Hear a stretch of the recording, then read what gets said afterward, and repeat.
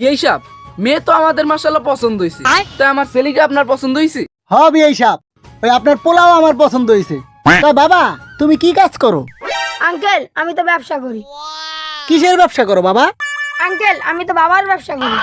কি হালার ফলায় কই কিরে? এই তুই আমার মায়ের লাগে বাবা ব্যবসায় লইছ? খারা তোকে বাপ বেটা দুইবার আইছি খাই। হালার ফলা খারা তোকে বাপ বেটা দুইবার আইছি আমি খাইছি। কি পবিত্র কোরআন অবমাননা?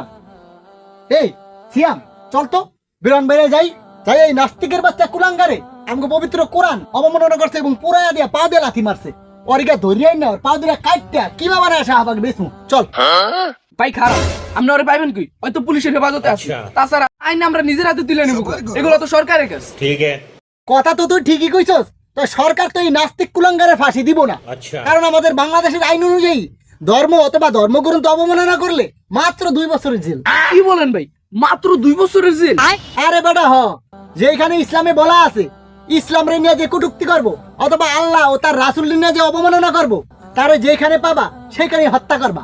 আর এই বিচার আমাদের বাংলাদেশের আইনে মাত্র 2 বছরের জেল।